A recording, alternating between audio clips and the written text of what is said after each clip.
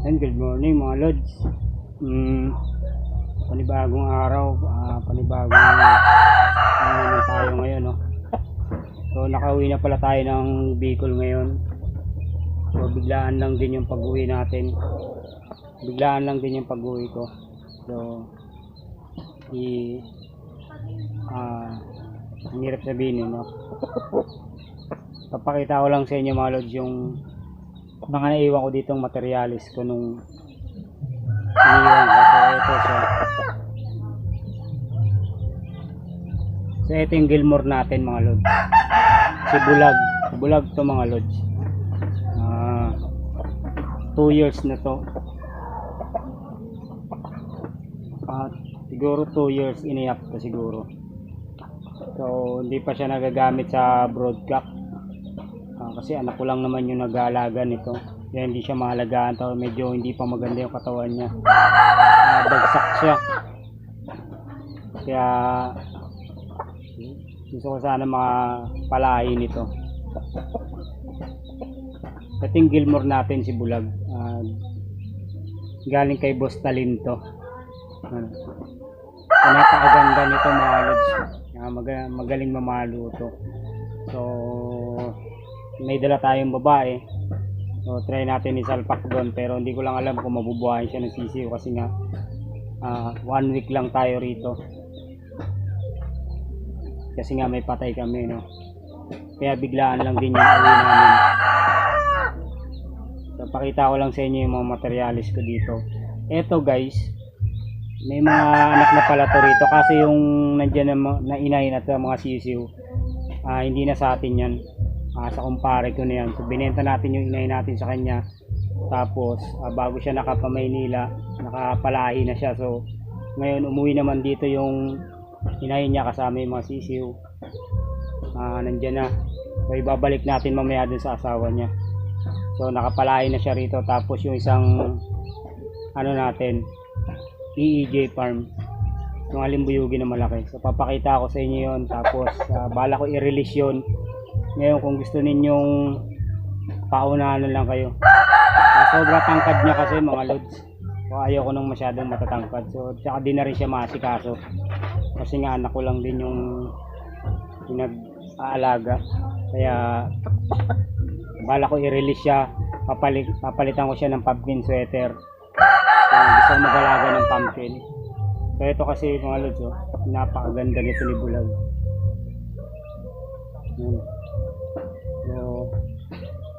So buo na siya kasi yung katawan niya, so mahina pa kasi nga hindi naman siya talaga naalagaan totally. So sayang si Bulag, haba na ng niya. Sa totoo lang to, wala pa tong panalo mga lods. Binili ko lang siya kasi nabulag siya nung binitaw siya.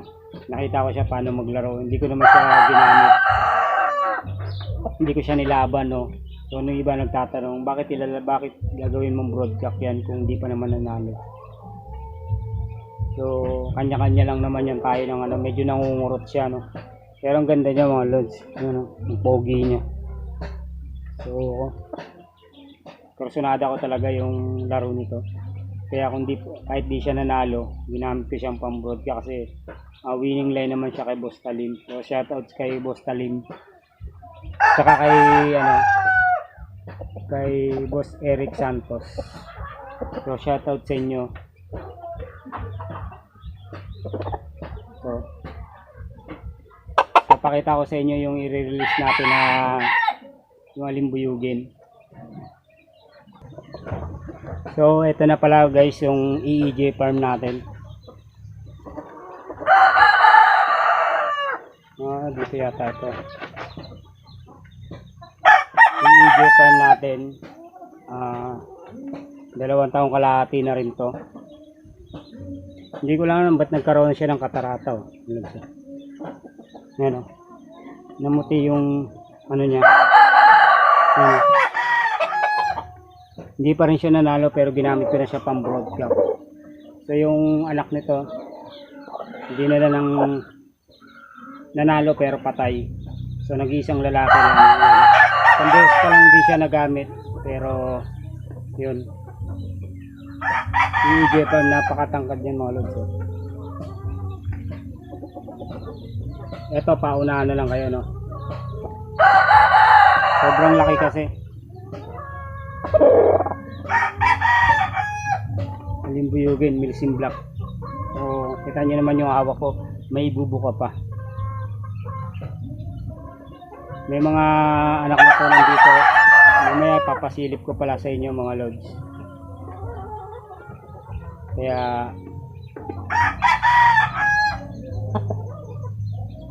yung kabila may katarate. Hindi pa rin siya nanalo mga lods, pero winning line din siya. Hindi natin siya nilalaban kasi nga hindi naman tayo nagsasabong talaga, bibid lang. Kaya ito mga lods, ang laking manok, napakaganda nito sobra. Akala mo puro biyan siya, no? Kasi ang laki nito, makita mo to sa personal, napakalaki nito manok nito. Sobrang laki nito. Hindi ko lang alam ba't siguro tinamaan sa kulungan to sa kulungan nung nakawala.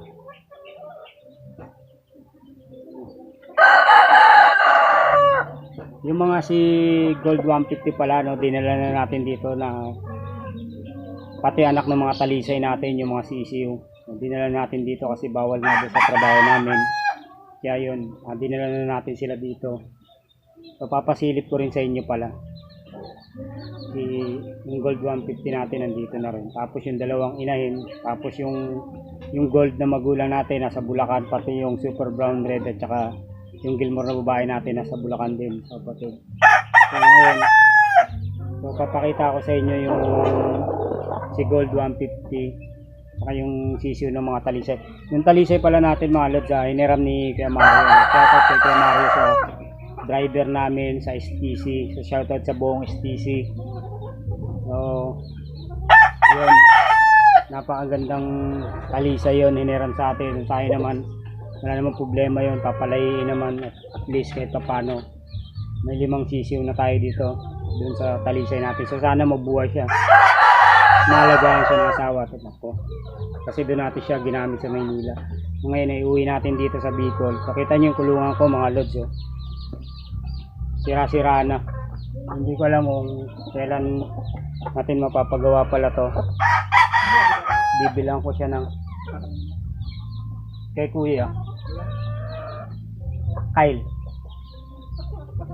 Sira yung kulungan natin. So hindi ko alam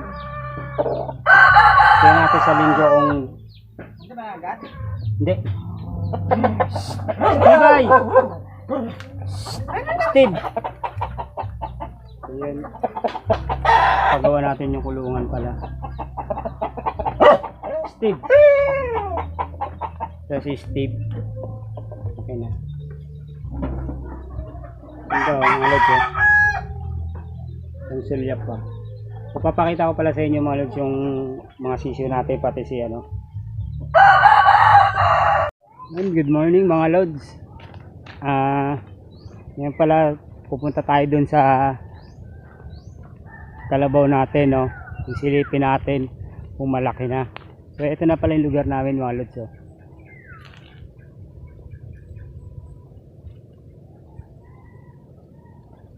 Yun. Silipin natin kung malaki na yung kalabaw natin.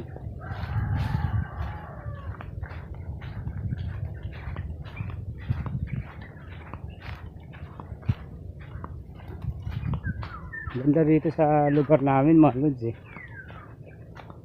Ang ano lang dito, mahirap dito yun, yung pagkain. Tulad yan, pag may hayop ka, hindi mo lang kung saan ka kukuha ng pambili mo pagkain, tapos pagkain ng tao.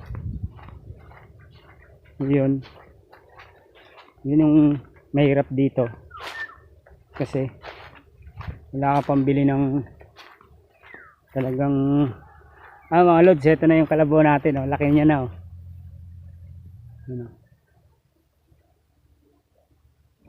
Tawag dito niyan, ternera na siya. So gagawa na natin siya nung hinihila-hila nila. Tapos So ito na siya. Ang laki niya na sobra. Hindi ko lang alam kung babaguhin pa natin tali niya. Baka sikip na sa kanya. Yung laki niya na laki oh. Iniwan natin to dati katulad nung ano. Yung ngayon malaki na siya. Babae ito mga lods. Yan oh. So, swerte na tayo rito kasi ano siya. Babae siya. Subukan natin paanakin yan. Sana lagi lang siyang healthy no. Yun.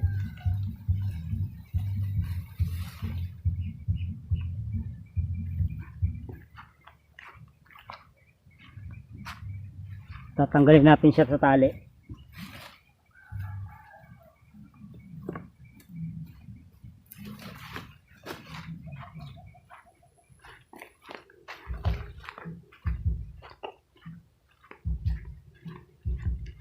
Dito natin siya lagay sa baba. Kasi medyo madamo rito. At saka pwede siya makasilong mga lods.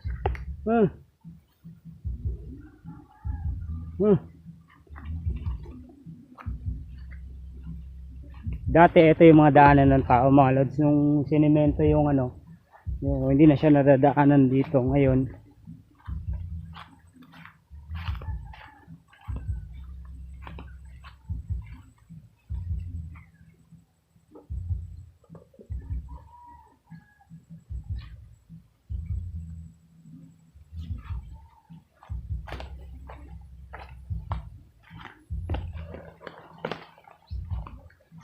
Dito natin siya tatali. So babalikan na lang natin siya kapag siguro ano, balikan na lang natin siya.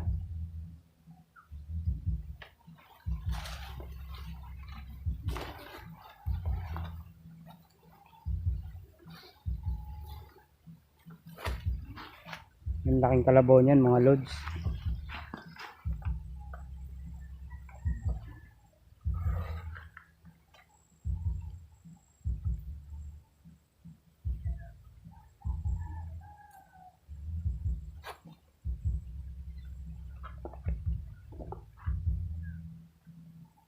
Yun. Maya maya balikan natin siya. Baka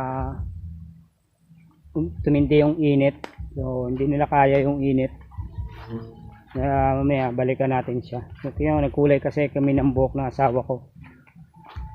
Yung mga anak ko wala pala kasi pumasok. Alam mo pag nakakauwi ako rito mga lod, nakakatamad na pabalik ng Maynila. Kasi iba talaga pagkasama mo yung pamilya mo. Sa totoo lang. Iba. Kaso lang wala tayong magagawa. Wala tayo pinagkukunan ng pera. Tapos wala tayo pangkain no. Kaya kailangan natin magtrabaho sa Maynila.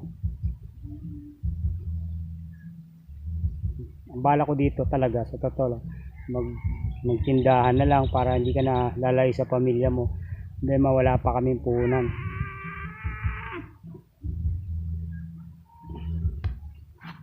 Kaya tiis-tiis muna kami.